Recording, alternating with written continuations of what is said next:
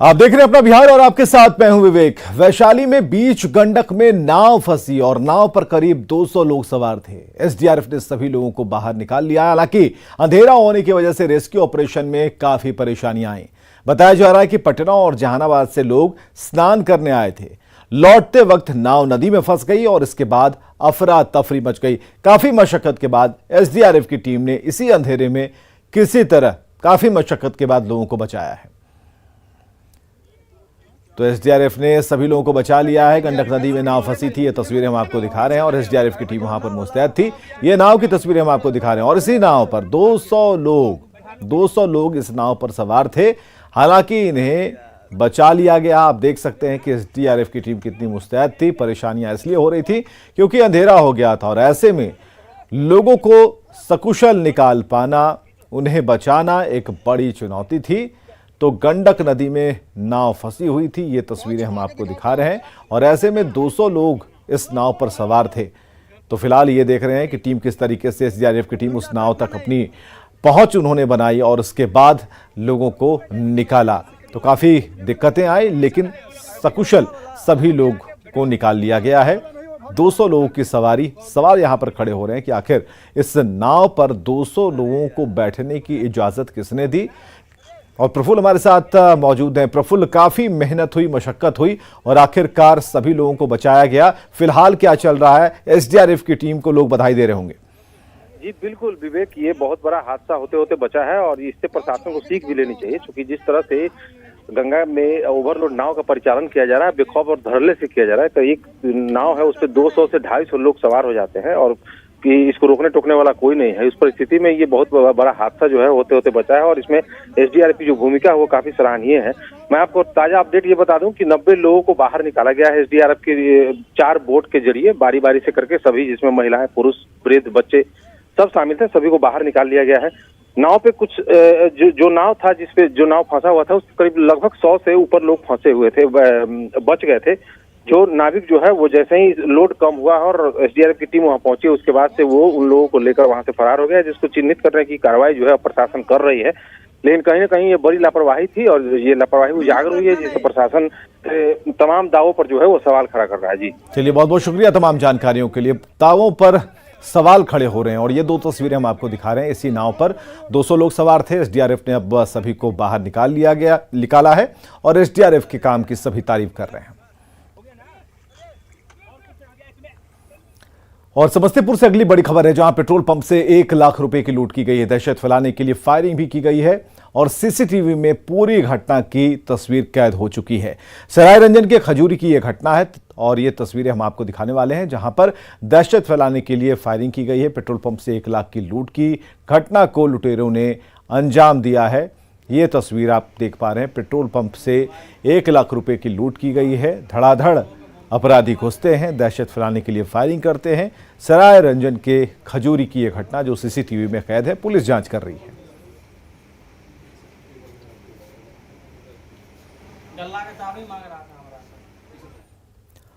पटना के ज्ञान केंद्र में पंचायत सचिवों को नियुक्ति पत्र वितरण का कार्यक्रम हुआ और इस मौके पर पटना के ज्ञान भवन से आई एक तस्वीर काफी अलग थी।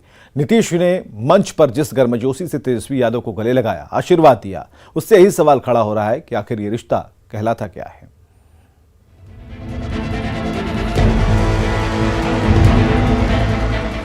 जगह ज्ञान केंद्र पटना, आयोजन पंचायत सचिवों को नियुक्ति पत्र वितरण और मंच पर मुख्यमंत्री नीतीश कुमार और डिप्टी सीएम तेजस्वी यादव की ये बेहद खास तस्वीर।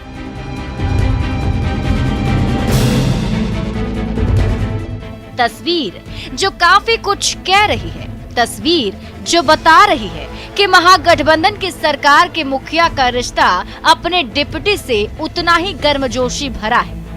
मौका तेजस्वी यादव के जन्मदिन का भी था, लिहाजा सीएम नीतीश ने अपने डिप्टी तेजस्वी को गले लगा लिया। तेजस्वी यादव ने भी अपने सियासी चाचा और राज्य के मुख्यमंत्री नीतीश कुमार के पैर छूने में तनिक भी देरी नहीं की। तेजस्वी जी को आज उनका जन्मदिन है, इसके लिए विशेष तौर पर उनको बधाई देता हूं, उनको शुभकामनाएं देता हूं आप खूब आगे बढ़ते रहिए, यही मेरी कामना है, यही चाहते हैं। अब बिहार के सियासी गलियारे में इस तस्वीर की खूब चर्चा हो रही है। दिल से लगाए थे तो एक बड़ा संदेश है, और संदेश ये है कि माननीय नीतीश कुमार जी का आशीर्वाद भतीजा पर भरपूर है, क्योंकि भतीजा का आज जन्मदिन था। तो हर अच्छा चाचा चाहेगा कि उसका भतीजा बेहतर हो। आरजेडी नेताओं का कहना है कि ये तस्वीर सीएम और डिप्टी सीएम के रिश्तों की गर्माहट को बताता है। एक दोनों के प्रति जो भाव है, आज जन्मदिन के अवसर पर जो माननीय मुख्यमंत्री जी का भाव था, बहुत ही उत्तम भाव था। अब बहुत एक सकारात्मक और एक अभिभावक का जो भूमिका होता है। तो जेडीयू के प्रदेश अध्यक्ष उमेश कुशवाहा का कहना है कि तेजस्वी यादव का नीतीश कुमार से पुत्रवत रिश्ता है, यही उस तस्वीर में दिख रहा है। उप मुख्यमंत्री जी का आज जन्मदिन है, तो जिस पर उन्होंने उनको आशीर्वाद दिया है, और ये व्यवहारिक रूप से गला लगाना और पुत्रवत रिश्ता है तो गला लगाए हैं और उन्होंने पैर छू के आशीर्वाद लिया है। लेकिन बीजेपी नेताओं को इस तस्वीर में तेजस्वी के सामने शरणागत नीतीश कुमार दिखाई दे रहे हैं। ये शरणागत वत्सल भगवाना, अपने भगवान के सामने माननीय मुख्यमंत्री श्री नीतीश कुमार जी शरणागत हुए हैं, और भगवान को लगा कि अपने पिता तुल्य जो हैं उनसे मैं अपना शरणागत करा लिया हूं, इसलिए उन्होंने पांव छू करके उन्होंने अपने को कुर्सी के लिए वो आशीर्वाद लिए। तो एक अवसरवादी दूसरे अवसरवादी से एक गला मिला, एक पांव छुआ। जाहिर सी बात है कि जाकी रही भावना जैसी ये तस्वीर देखी तिन तैसी। विधानसभा के अंदर नीतीश और तेजस्वी यादव के बीच तीखी नोकझोंक पूरी दुनिया ने देखी है। महागठबंधन बनने के बाद दोनों के रिश्तों में आई नजदीकी तस्वीरों के जरिए दिखने लगी है। सवाल है कि ये रिश्ता क्या कहलाता है। न्यूज़ 18 के लिए पटना से अमित कुमार और शैलेंद्र कुमार की रिपोर्ट। तो नियुक्ति पत्र बांटे जाने पर बीजेपी ने सवाल उठाया है। विधान परिषद में नेता प्रतिपक्ष और पूर्व पंचायती राज मंत्री सम्राट चौधरी ने कहा कि जिन लोगों को नियुक्ति पत्र दिया गया उनकी 15 जुलाई को ही पोस्टिंग कर दी गई थी। अब उन्हीं लोगों को दोबारा नियुक्ति पत्र दिया जा रहा है। सम्राट चौधरी ने कहा कि नीतीश कुमार के पास कोई पावर नहीं है, वे सुपर सीएम की गोद में हैं। जिन लोगों की नियुक्ति पत्र आज ये बांट रहे थे पंचायत सचिवों की, वो जानकर आप लोगों को बड़ा आश्चर्य लगेगा कि 15 जुलाई को ही इन लोगों को नियुक्ति के साथ साथ पोस्टिंग भी कर दी गई। कल नए गठबंधन में क्या कर रहे हैं ये पता नहीं चल पा रहा कि 3162 लोगों की पूरे बिहार में नियुक्ति हुई थी, और उसमें से सभी लोगों की को पोस्टिंग, मतलब जुलाई में नियुक्ति हुई थी, आपको जून में 26 जून 2022 को इनकी नियुक्ति हुई, और यह सिर्फ पंचायत सचिवों की नियुक्ति नहीं हुई थी। कर्मचारी चयन आयोग के माध्यम से 11,329 लोगों की बहाली हुई थी। नीतीश सरकार पर प्रशांत किशोर का हमला लगातार जारी है। प्रशांत किशोर ने कहा कि विकल्प नहीं होने की वजह से लोग अपनी पसंद की पार्टी को नहीं बल्कि विरोधी पार्टी को हराने के लिए वोट देते हैं। पद यात्रा के अनुभवों को साझा करते हुए प्रशांत ने कहा कि बिहार में सड़कें वैसी ही हैं जैसी जंगल राज के समय थी। जनता से जुड़े मुद्दे उठाते हुए प्रशांत किशोर ने कहा कि जनता को ना तो यूरिया मिल रहा है और ना ही घर बनाने के लिए बालू।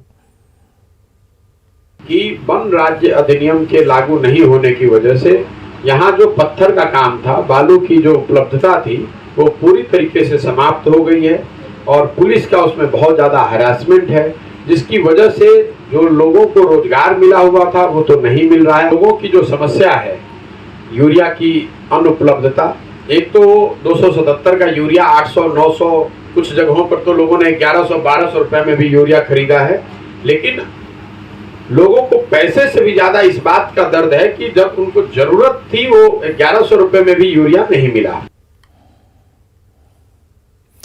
2 महीने पहले मुजफ्फरपुर की सुनीता की एक झोला छाप ने दोनों किडनियां निकाल ली। इसके बाद स्वास्थ्य महकमे में हड़कंप मचा, लेकिन अब तक आरोपी डॉक्टर की गिरफ्तारी नहीं हुई। सुनीता डायलिसिस के भरोसे जिंदा है, इंतजार है किडनी डोनर का।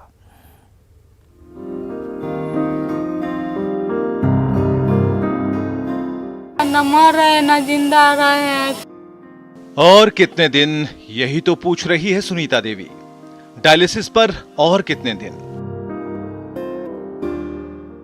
जिंदगी के दिन गिनने के अलावा सुनीता की चिंता अपने परिवार और रोते बिलखते बच्चों को लेकर बढ़ती जा रही है। बच्चा सा है छोटा छोटा, खाने ला पीने ला कानता है, रोता है, मम्मी के बिना रोता है।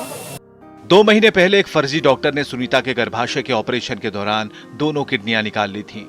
आनन फानन में सुनीता को सरकारी खर्चे पर IGIMS भेजा गया, जहां हफ्ते में 3 दिन उसका डायलिसिस किया जाता है। लेकिन ये विकल्प कितने दिन? वहाँ ठीक हो गई तो वहाँ का सुपरिटेंडेंट सर है, हाँ, वो हमको बोले कि वहाँ जाके जाओ, वहाँ का आपका मरीज ठीक हो गया है। हफ्ते में 2 बार 3 बार डायलिसिस को करवाते रहना। अच्छा, वहाँ सरकारी, वहाँ आपको तो सब चीज का सुविधा मिलेगा, वहाँ करवाते रहेंगे। हाँ जी। आरोपी का अब तक कुछ भी पता नहीं है। यहाँ जब तक किसी किडनी दाता का इंतजाम नहीं हो जाता, तब तक सुनीता को जिंदगी के दिन गिनते रहने होंगे। डॉक्टर भी किडनी डोनर का इंतजार ही कर रहे हैं। किडनी ट्रांसप्लांट का कार्य यहाँ नहीं होता है, जहाँ होता है उस संस्थान से वो लौट के आई है IGIMS से। वहाँ पर जैसे ही कोई किडनी का अरेंजमेंट होगा, यहाँ से उसको भेजा जाएगा। स्थिति कैसी है? अभी तो स्थिति ठीक है। सुनीता जो है वह काफी मायूस है, काफी परेशान है और लगातार लोगों से गुहार लगा रही है कि उसे किडनी दे दिया जाए, कोई तो ऐसा हो जो उसे किडनी दे दे। हालांकि इस मामले में जो आरोपी डॉक्टर है वह अब तक फरार है और इसको लेकर अब तक पुलिस को भी किसी प्रकार की सफलता नहीं मिल पाई है। मुजफ्फरपुर से न्यूज़ 18 के लिए प्रियांक सौरभ। और मुजफ्फरपुर में एक अनोखा मामला सामने आया, जहां कुछ लुटेरों ने फर्जी पुलिस बनकर कई घरों को निशाना बनाया। मामला मुजफ्फरपुर के मनियारी थाना क्षेत्र का है और इस घटना से इस इलाके में हड़कंप मचा है। मिली जानकारी के मुताबिक मनियारी थाना क्षेत्र के पकाही पंचायत में एक स्कॉर्पियो पर सवार 3 से 4 लोग पुलिस की वर्दी में कई घरों में घुसे और अपने आप को पुलिस प्रशासन बताकर जो घर के मालिक थे उन्हें जगाया और उसके बाद शराब का धंधा करने का आरोप लगाकर सबकी जेब से पैसे, मोबाइल, जेवर लेकर चलते बने। इस घटना के बाद स्थानीय लोगों में गुस्सा है। आते हैं, हाँ, घर में घुस जाते हैं, केमारी खोल कर बकरी उठा कर ले आते हैं, लड़का सब का कॉलर धो कर पैसा छीन लेते हैं, सोना के चैन पहन ले रहे वो छीन लिए हैं। कौन लोग थे पता चला? प्रशासक तो वो कहे कि जो हम प्रशासक आती। हाँ, अभी हमारे संज्ञान में मामला आज आया था।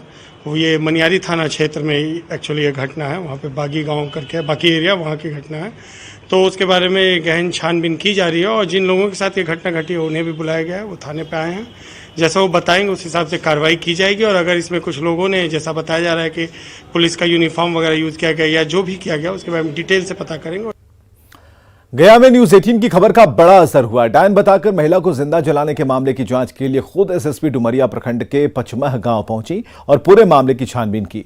एसएसपी हरप्रीत कौर ने घटनास्थल का जायजा लिया, पीड़ित परिवार से पूरी घटनाक्रम की जानकारी ली। एसएसपी ने कहा कि 14 लोगों की गिरफ्तारी हो चुकी है और जिला प्रशासन उस परिवार के साथ खड़ा है। पीड़ित परिवार हर संभव पीड़ित परिवार को मदद पहुंचाई जाएगी। लोगों का नाम अभी तक 68 लोगों का नाम FIR में आया है, तो जिसमें से 14 लोग ऑलरेडी अरेस्ट हो चुके हैं। बाकियों के लिए छापामारी चल रही है, लेकिन वो लोग अभी फरार हैं। बाकी वारंट इश्तिहार और कुर्की की कार्रवाई के लिए भी मैंने आदेशित कर दिया है SDPO और SHO दोनों को। और जहां तक इनकी सुरक्षा का सवाल है उसके लिए भी मैंने इनको डायरेक्शन दे दिया है। और बड़ी खबर है नवादा से, जहां 2 पक्षों के बीच पुराने विवाद को लेकर हिंसक झड़प का मामला सामने आया। एक पक्ष ने नाबालिग युवती को गोली मारी है, जिसके बाद उसे अस्पताल में भर्ती कराया गया। जख्मी लड़की के भाई ने बताया कि वो ट्रैक्टर से मिट्टी लाने जा रहा था, तभी गांव में कुछ लोगों ने ट्रैक्टर को रोका। विवाद जब बढ़ गया तब दूसरे पक्ष के लोगों ने कई राउंड फायरिंग की, जिसमें एक गोली उसकी बहन को लग गई। फिलहाल पुलिस मामले की जांच में जुटी है। जा रहे थे मट्टी लाने के लिए, बोला मट्टी नहीं डाल देंगे। फिर उसके बाद आया और रोड़ा थपड़ा चलाने लगा। तो प्रशासन आया, सब गोली, तारू यादव, इनरदेव यादव, बलेश्वर यादव, कैलाश यादव, ये सब गोली चलाने लगा सब मिलकर। अच्छा, घर पर चढ़ दिया और मेरा गोली पर मार रहा था। सब लोग मिलकर मेरा बहन बचाने दिया तो मेरा बहन से गोली लग गया। भागलपुर के हबीबपुर में भूमि विवाद में एक महिला की गोली मारकर हत्या का मामला सामने आया है। बताया जा रहा है कि महिला बाजार से घर लौट रही थी, तभी पहले से घात लगाए अपराधियों ने महिला के सिर में गोली मार दी। मृतका के बेटे का कहना है कि चाचा से जमीन को लेकर विवाद चल रहा था। फिलहाल पुलिस मामले की छानबीन में जुटी है। सबसे जाके पूछ-पाछ के केस किया तो थाना वाला भी कुछ सुनवाई नहीं किया। फिर दोबारा आया, फिर बुला के उसके मेरे चचा को बोला कि तुमको मारेंगे गोली। 2-3 बार आके धमकाया वो मेरा चचा को। तो ये मार्केट करके आ रही थी और हम भी गाड़ी बीच रोड पे लगा करके हम भाग के आए हैं कि सुनने में आया गोली मार दिया गया है। कौन मारा? मारा उचित यादव का साला मारा है, जो धमकी दिया है वही मारा है। उसका नाम नहीं हम जानते हैं। काहे मारा? अब काहे मारा वही बात के कारण, जमीन का विवाद है। पूर्णिया में निगरानी की टीम ने जमीन सर्वे करने वाले एक कर्मचारी को 1.5 लाख रुपए घूस लेते रंगे हाथ पकड़ा है। निगरानी डीएसपी ने बताया कि जब उन लोगों को घूस मांगने की शिकायत मिली तो लोगों ने जांच की और कर्मचारी को घूस लेते पकड़ा। दरअसल सर्वे करने वाले कर्मचारी ने किसान से जमीन के कागज पर कुछ गड़बड़ी होने पर 5 लाख रुपए मांगे थे। 10-22 को निगरानी विभाग में एक कंप्लेन दिया गया था कि सर्वे सुधार के नाम पर सौरभ कुमार जो विशेष सर्वेक्षण कानूनगो हैं वन मंत्री में, उनके द्वारा रुपये की डिमांड की जा रही थी। इसका विभाग के द्वारा सत्यापन कराया गया। सत्यापन में बात सही निकली और आज उनको उनके ऑफिस कार्यालय से रंगे हाथ घूस लेते हुए अरेस्ट किया गया है। पैसा मांगा। कितना पैसा टोटल? पहले तो कहा 5.5 लाख रुपया। 5.5 लाख। बाद में 3 ने थाना बात। किस काम के लिए मांग रहा था पैसा? ठकुरबाड़ी का जमीन हमारे दादाजी दिए थे ना, हाँ। तो उसमें जो है पिताजी का नाम था सबात में, तो उसमें सबात दर्ज कराने के लिए केस। सुपौल से खबर, जहां त्रिवेणीगंज में शादी में और भोजन नहीं देने पर कैटरर की पिटाई का मामला सामने आया। इस पिटाई में 3 कैटरर गंभीर रूप से जख्मी हुए हैं। सभी घायलों को अस्पताल में भर्ती कराया गया और बताया जा रहा है कि मोहम्मद तस्लीम के यहां लड़की की शादी थी और शादी में आए बारातियों ने ज्यादा नॉनवेज की मांग की, लेकिन लड़की पक्ष की तरफ से उतनी व्यवस्था नहीं की गई थी। जब कैटरर ने नॉनवेज नहीं दिया तो बारातियों ने उसकी पिटाई कर दी। फिलहाल पुलिस जाँच कर रही है। जो टारगेट हम लोगों को दिया गया था वो टारगेट के अनुसार हम लोग खिला चुके थे। वो बोल रहा था यहाँ और दो, ठीक है, हम लोग नहीं दिए, उसके कारण गाली गलौज किया। गाली गलौज में हम लोग बोले गाली गलौज मत दिए, तो हाथापाई पे उतर गया। हाथापाई करते करते सुमित को मार लगा, मनु कुमार को मार लगा, मनु कुमार को और अजय कुमार को मार लगा। बीच बचाव में हम लोग गए तो टोटल लड़का को मार लगा। बाराती 1 राउंड खा लिया था, दूसरे राउंड बैठा हुआ था। 2-3 राउंड चला मीट, उसके बाद एक आदमी बोला कि मीट और चलाओ। यहाँ गाली गलौज देख के बोला कि ठहरा क्यों, और परसों। हम लोग बोले भैया रुकिए, घर भैया जो बोलेगा वही नहीं करेंगे। तो उधर से पूरा गाली दे रहा था, तो पर हम लोग गए देने के लिए, बोले भैया गाली मत दीजिए, दे रहे हैं। उस पर उठ गया और मारने लगा। जग था पानी का, जग से मारने लगा। मनरेगा को लेकर बिहार सरकार ने केंद्र पर भेदभाव का आरोप लगाया। ग्रामीण विकास मंत्री श्रवण कुमार ने कहा कि बिहार में मनरेगा के तहत ऐसे काम हुए जो देश भर में नहीं हुए। केंद्र सरकार समय पर पैसा नहीं दे रही, इसलिए कई जगहों पर काम नहीं हो रहा। मनरेगा की राशि खर्च नहीं करने के मुद्दे पर श्रवण कुमार ने कहा कि ये आरोप गलत है। जब पैसे ही नहीं है तो खर्च कहां से होगा। दरअसल ग्रामीण विकास मंत्री श्रवण कुमार की अध्यक्षता में बिहार ग्रामीण रोजगार गारंटी परिषद की 12वीं बैठक आयोजित की गई और बैठक में बिहार सरकार के कई विभागों के अधिकारी, पद्मश्री सुधा वर्गीज, नगर परिषद और पंचायत प्रमुख शामिल हुए। इस बैठक में पहुंची पद्मश्री सुधा वर्गीज ने कहा कि बिहार में महिलाओं के पास रोजगार नहीं है और इसकी वजह से कई महिलाएं दूसरे धंधों में शामिल हो रही हैं। सच्चाई है, यही है जो मैं कह रहा हूं कि हमको 17 करोड़ 50 लाख मानव दिवस सृजन करने का लक्ष्य भारत सरकार ने निर्धारित किया, जिसमें 17 करोड़ 29 लाख मानव दिवस हम लोगों ने सृजन कर दिया। कुछ बाकी है, वो भी 1 सप्ताह में सृजन हो जाएगा। उसके बाद तो हमारे पास पूर्ण विराम लग जाएगा, तो फिर हम पैसा कहाँ से देंगे। मनरेगा ठीक ठाक से काम करते हैं तो हमारे लोगों को काम क्यों नहीं मिल रहा है। सबसे गरीब, सबसे माने कोई स्वरोजगार नहीं, ना ज़मीन है, ना दूसरा कोई बिजनेस है। सबसे पहले हमारे लोगों को काम मिलना चाहिए, तो वो नहीं मिल रहा है। तो ये समस्या उनका जो हम लोग उसको एक तरह से अल्कोहल बैन को इनके ऊपर लाद दिया और उसके लिए कोई ऑल्टरनेटिव जीविका नहीं दिया। सिवान में मुखिया पति प्रदीप तिवारी की हत्या मामले को लेकर बीजेपी नेता आक्रोशित हो गए। नेता प्रतिपक्ष विजय सिन्हा ने प्रदीप तिवारी के घर जाकर पीड़ित परिजनों से मुलाकात की। विजय सिन्हा ने नीतीश सरकार पर निशाना साधते हुए कहा कि बिहार में गुंडा राज चल रहा है।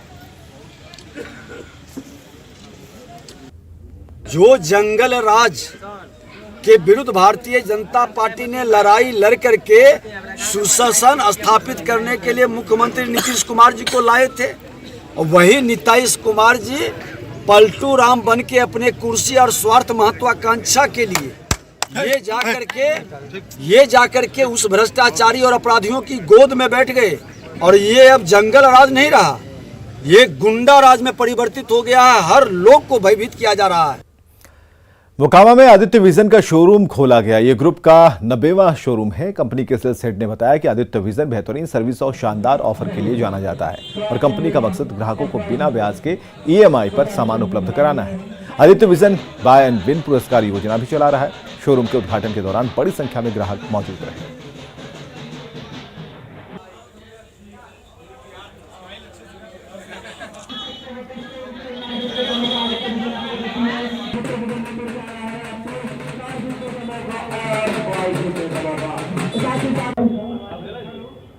मोकामा में आदित्य विजन पहुंचा है। पहले तो ब्याज मुक्त फाइनेंस लेके यहाँ पे ग्राहक बिना 1 रुपया दिए ग्राहक घर प्रोडक्ट सामान ले जा सकते हैं। 990 रुपये में 32 इंच का टीवी ले जा सकते हैं। बाकी पैसा वो छोटे छोटे ब्याज मुक्त फाइनेंस पे दे सकते हैं, छोटे छोटे EMI में दे सकते हैं। 1 पैसा देने की जरूरत नहीं है। In house service Aditya vision. Aditya vision में जब ग्राहक आएंगे तो उन्हें ब्रांड से कोई लेना देना नहीं।